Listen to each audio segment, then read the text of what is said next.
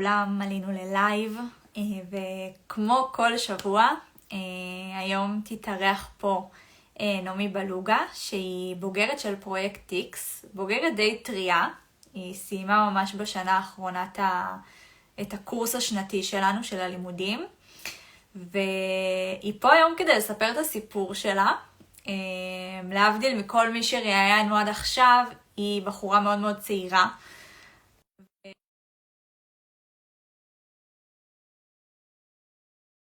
מעניינת ברמות, אז ככה יש לכם למה לצפות. והנה היא עולה, רק שנייה. הופה. שלום. רגע. מה נשמע? מצוין. מה נשמע? אני מעולה. רציתי לך ככה תפתח, רק נשאר תוסיפי את כן. טוב, אז תעשי לנו ככה היכרות קצרה איתך, מאמי מו, גם איפה את עכשיו, שנכיר אותך. כן, אז אני נעמי בלוג לופז. אני כרגע נמצאת באוקלהומה, בדנקן אוקלהומה. זו עיירה כזאת, עיר קטנה באוקלהומה.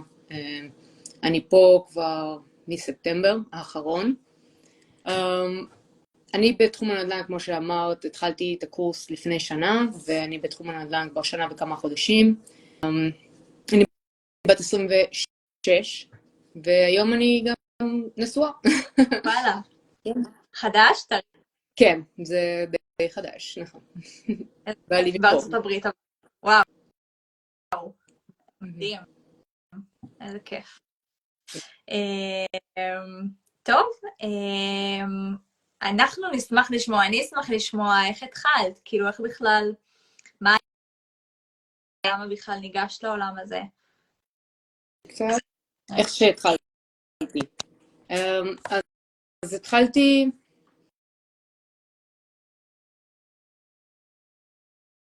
הנה, חזרתי. אוקיי, מעולה. אז נכנסתי לעולם הנדל"ן מחבר ילדות, חבר טוב שלי שאני מכירה כל החיים.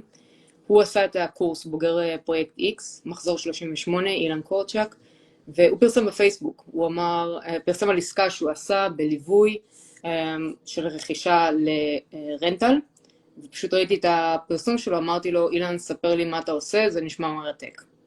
אז באנו, נפגשנו לבירה, הוא סיפר לי על הפרויקט, איך הוא הגיע לתחום, איך הוא נכנס לזה, ומאוד מאוד קראתי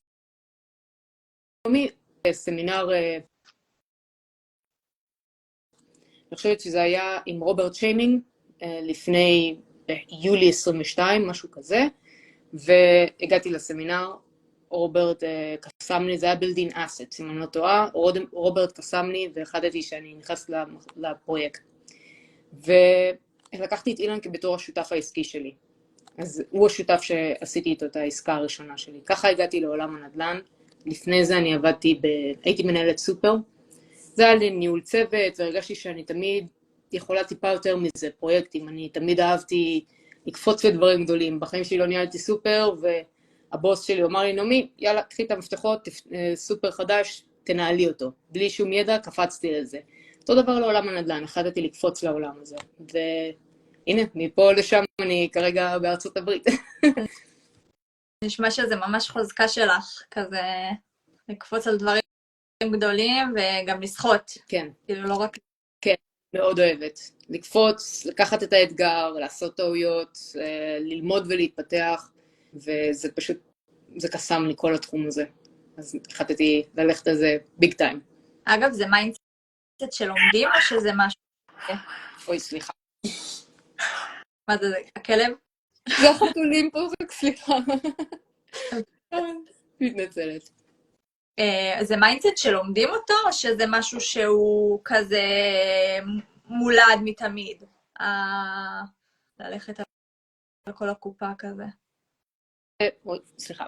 זה משהו שאני חושבת שאפשר לפתח. יש אנשים שבאים עם זה די טבעי, בסגנון המיינדסט הזה, שפשוט זה בא להם מאוד בטבעיות להיות יזמים ולהיות מנהלים. יש כאלה שזה באמת בא להם בטבעיות. אני מרגישה שזה משהו שקצת היה לי מלקפוץ למים ומלנסות דברים, ומשהו שבהחלט פיתחתי. זה לא קל, זה משהו שאני מרגישה, הליווי למשל בפרויקט מאוד עזר לי לקחת צעדים גדולים, להעז לעשות את כל הצעדים שמלקחת הלוואה לרכוש נכס, מלהרים טלפון למישהו. אני מתנצלת על החתולים פה שעושים רעש. זה משהו שבהחלט מפתחים, ומפתחים עם זה בסביבה יזמית. זה מללכת לאירועים, מלפגוש אנשים, להסתכל על מי המודל שלך לחיקוי, ולהעז לשאול אותם שאלות.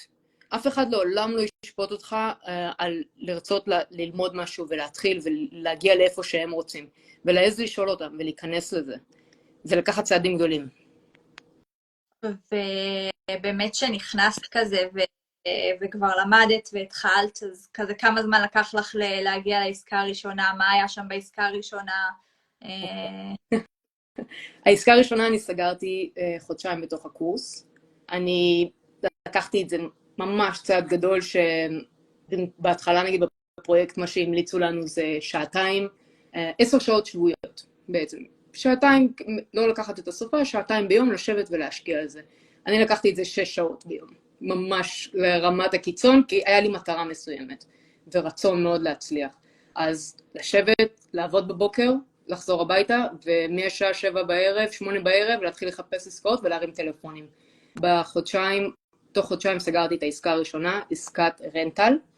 זה עסקה שמצאנו מוכר מוטיבציוני, הוא ביקש $55,000 על הנכס שלו, ולי היה הון אישי עצמי של $5,000. מה שעשיתי אז עם המנטור שלי המדהים, שהוא אמר לי, טוב נעמי, את צריכה לבוא עם $50,000 עכשיו, לסגור את העסקה. זה התחיל מטלפונים, להגיע לאירועים, לחפש משקיע, מישהו שיכל להלוות לי 50,000, ואני בתור נדל"ניסטית מתחילה, מי אולי ילווה לי 50,000, כאילו מה הסיכויים, אבל כשאתה בוחן את העסקה מאלף עד תף, אתה מציג את הכל כמו שצריך, אתה מדבר עם אנשים, אתה מראה שאתה מכיר, אתה יודע על מה אתה מדבר. הצגנו את הכל למשקיע שהצלחנו לגייס, וגייסנו $50,000 לעסקה. אני אספר שדצמבר ממש לפני חודשיים, החזרנו את ההלוואה של $50,000, כולל הריבית והכל, והנכס הוערך ב$101,000, בלי שום שיפוץ ובלי שום דבר. והצלחנו לעשות מה שנקרא את שיטת הבר, שזה buy, rehab, rent, refinance, repeat. לא עשינו rehab, לא עשינו שיפוץ, פשוט ממש במצב של הנכס as is, לקחנו הלוואה, והחזרנו אותה, הצלחנו למשוך 63% מההלוואה מול הנכס, והחזרנו את הקרן למשקיע. ועכשיו אנחנו עם משכנתה ל-30 שנה מול בנק. וזה תוך שנה היה, נכון? הקפיצה הזאת. כן. מטורף. כן, תוך שנה. התחלנו לעשות עסקאות, הכיוון היה לעשות רנטלים נוספים, כרגע אנחנו באמת התמקדנו גם בהולסל, שזה בעצם למצוא נכסים מוטיבציוניים, השותף שלי ואני, לשים אותם על חוזה ולמכור את החוזה. עשינו 2 עסקאות כאלה במהלך השנה, ועכשיו, לפני שבועיים, עכשיו סגרנו עוד נכס לרכישה לפליפ, ששם אותי בעסקה השישית בשנה וכמה חודשים האלו. מדהים. זה משהו שהוא קשה לעשות את מה שעשית בתוך שנה, או שזה משהו שכל בן אדם בגילך צעיר עם מוטיבציה יכול? כל בן אדם בגילי צעיר עם מוטיבציה יכול, חד משמעית. זה קשה, זה לא קל, זה לא משהו שאתה יושב וטוב, אז עוד מעט להרים כמה שיחות טלפונים, זה להיות על זה, לדעת מה המטרות שלך, להציב מטרות ולהגיד, בשנה הזאת ככה מספר עסקאות אני עושה. זה מה שיקדם אותך לעשות את זה. להציב לך מטרות, אני והשותף שלי הצבנו מטרות ל-2023, רק אחד מהם לא הצלחנו להגיע אליו. זאת אומרת, היה לנו כמה שאיפות, שזה לצבור 75,000, אני אשתף, לצבור $75,000 מעסקאות הולסל, זה היה להקים צוות מקומי חזק, למצוא קבלן חזק ולפתוח חשבון בנק. כרגע עשינו רק את $75,000 מהולסל לא עשינו, כל השאר אנחנו הצלחנו להקים, ועשינו מחוץ מזה עוד כמה משימות שלא היו לנו, ופשוט התפתחו עם הזמן, שזה היה לכיוון הפליפים שאנחנו כרגע מתמקדים. אז להציב מטרות, זה בסדר אם אנחנו לא מגיעים לכולם, העיקר הוא שיהיה לך את המטרה ואתה תדע ללכת לכיוון, ומה אתה צריך לעשות כדי להשיג את זה. לפרק את זה לשלבים ולדעת מה צריך לעשות בשביל זה.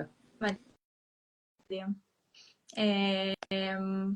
מה ההמלצה שלך בנוגע נגיד לשותף ושותפים בעסק? איך למצוא את השותף הנכון?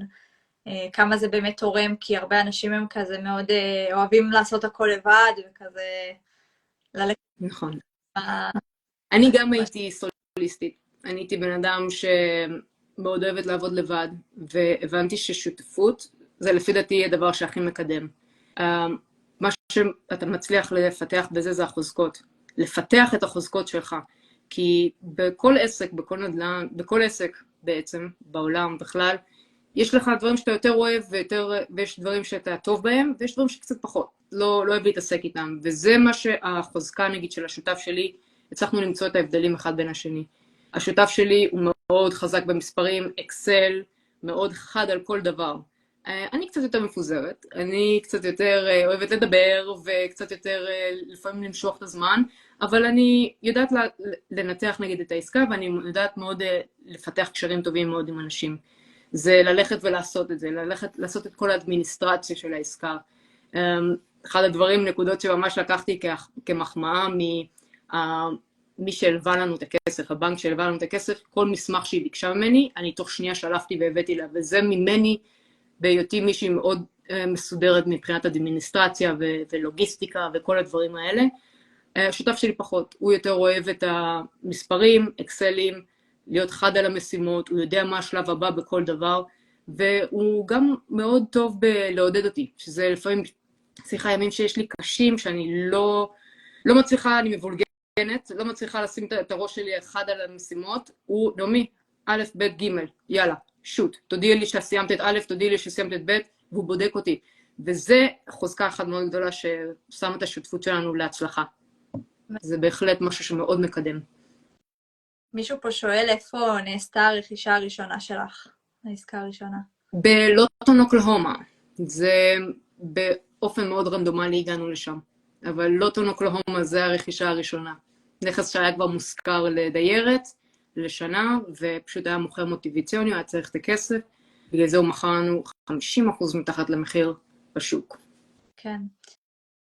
אני זוכרת בהרצאה שעשית, נראה לי זה היה לפני חצי שנה או יותר, דיברת על הסביבה, שהייתה לך סביבה כזה לא ממש מקדמת, לא ממש הבינה את הראש שלך.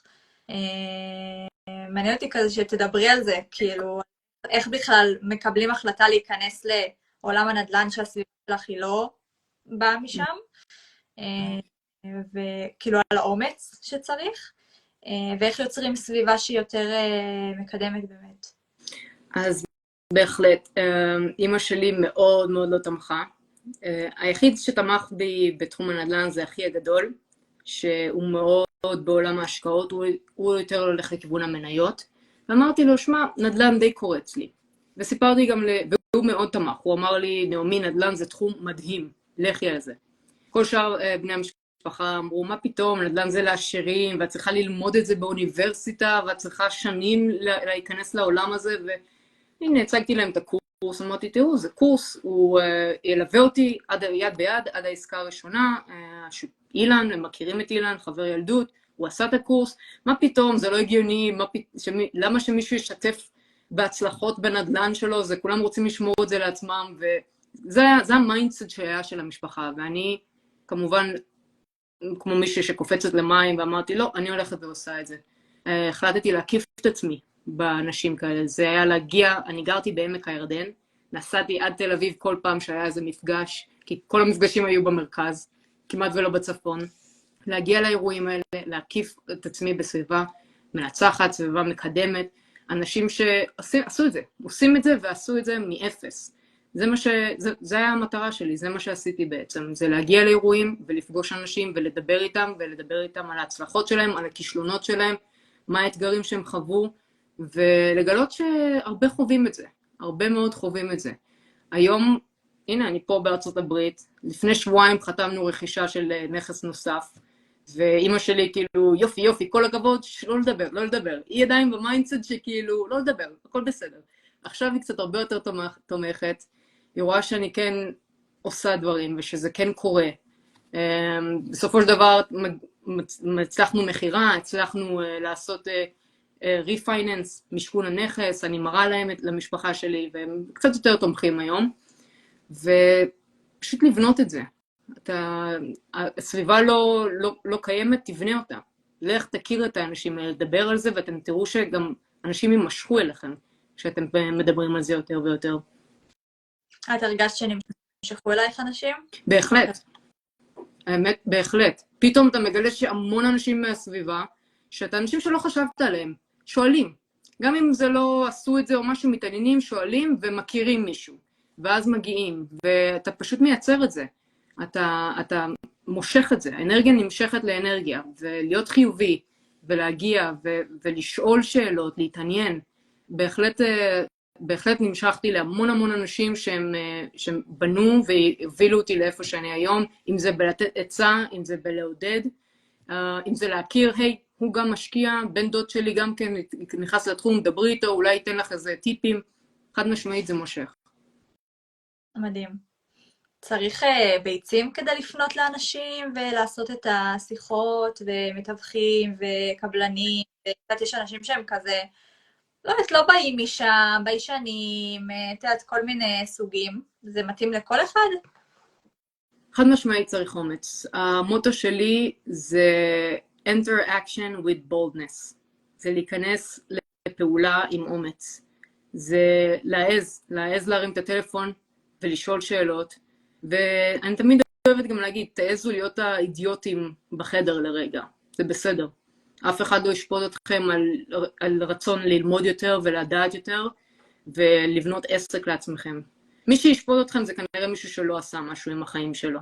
זה באמת מה שאני מרגישה ומה שראיתי וחוויתי. אנשים שאני מתעניינת ואני אומרת להם, שמע, אני לא מבינה בזה, אני לא יודעת מה זה אומר. אפילו לדוגמה עם הקבלן שלי, הוא אמר לי, תרים לי טלפון, נעמי, יש לנו בעיה ככה וככה בצנרת, זה דוגמה נגיד קטנה, אני לא ידעתי מה זה. אמרתי לו, אני לא מבינה, מה זה אומר. אז הוא מספר לי עוד פעם, ואני אומרת לו, תסלח לי על הבורות שלי, אני אשאל אותך עוד פעם, כי אני לא הבנתי, אבל אני רוצה להבין. הוא אומר, הכל בסדר, נעמי. הוא פירט לי את זה והסביר בצורה אחרת שאני אבין. זה להעז להיות קצת טמבל, ולשאול שאלות, ואתה לעולם לא תצטרכו להיות טמבלים שום פעם. זה כאילו ללמוד משהו טוב פעם אחת, ואתם תגיעו למצב שאתם מסבירים את זה, ואתם מלמדים. זה פשוט להיכנס לפעולות עם אומץ. מה הדבר הכי גרוע שיקרה? תחשבו ככה. מדהים. עצה שהיית נותנת ליזם שעוד לא התחיל ומתלבט אם להיכנס לעולם הנדל"ן, בעיקר בארצות הברית? עצה. הייתי אומרת, מה שדיברנו מקודם באמת, זה לתפוס אומץ. ואם אתם לא בטוחים, תשאלו ותקראו, לקרוא המון, ללמוד המון. שאתה שם לעצמך גם מטרה, לשאול את עצמך מה אתה רוצה בחיים. אני שנכנסתי למסלול המראה, אז אני זוכרת שאלו אותי, למה את רוצה נגיד להיכנס? ואני אמרתי, אני לא רוצה חיים בינוניים. אני רוצה חיים מעל הממוצע. זה מה שאני רוצה לעצמי. אני רוצה לחיות מעל הממוצע, ואני לא רוצה להתבייש להגיד את זה. שמתי את זה כמטרה, ואז אני אמרתי, אוקיי, מה אני צריכה כדי לעשות את זה? אני צריכה לתפוס אומץ. אני צריכה לקפוץ למים ולעשות את זה. זה לא קל, זה בכלל לא קל. לא לחשוב שזה תוך שנה ושנתיים אתה במולטי מיליונר או משהו כזה, ושיושבים רגל על רגל. זה כל הזמן לקחת פעולות שדורשות אומץ, בלי סוף. זה כל הזמן לחפש את הצעד הבא. אוקיי, עשית עסקה אחת, לא לעצור פה. מה הבא? מה הלאה? איך לגדול? כל הזמן לחפש ולהיות סקרן וליהנות מכל רגע גם. גם מהמצבים המתסכלים, זה אוקיי, נכשל, זה לא עבד. בסדר, יאללה. איך פותרים את זה? כי זה מה שאנחנו עושים, אנחנו פותרים בעיות בתור יזמים. להבין מה הבעיה, איך אנחנו מתקדמים ואיך פותרים את זה. ולהתקדם, לא לעצור לעולם. מדהים. אני אוהבת את הפרקטיות שלך. כזה עונה בדיוק על המסר, וזה מסרים חזקים. אם יש למישהו שאלות, שאלה, משהו שאתם רוצים לשאול את נעמי, אז זה הזמן. וגם אפשר לשאול אחרי זה באינסטגרם שלך, אפשר לפנות אלייך? בוודאי, בטח. אז מי שמתעניין, לדעת עוד לעומק, רוצים לשאול שאלה, זה תמיד כיף לדבר עם מישהו שכבר נמצא בעולם הזה, אז אתם מוזמנים. ואני אגיד לך תודה רבה שפינית זמן, בטח, בכיף. מוזמנים תמיד לשאול שאלות. בכיף, אני זמינה גם, אני אשמח גם לשתף את הוואטסאפ, אני בארצות הברית, לוקח לי זמן לענות, אבל אם יש לכם שאלות, רוצים לשמוע עוד דברים על תחום הנדל"ן, אני יותר מאשמח לענות ולדבר. אני אוהבת לדבר על נדל"ן. אז את יכולה לכתוב את המספר שלך, חד משמעית. ומישהו... הנה, מישהו שאל, מישהו. אני ארשום פה עכשיו בצ'אט. מישהו רוצה שיכתוב לעצמו, ואפשר לפנות. היא אישרה. בהחלט, בכיף. מעולה, אז באמת תודה רבה,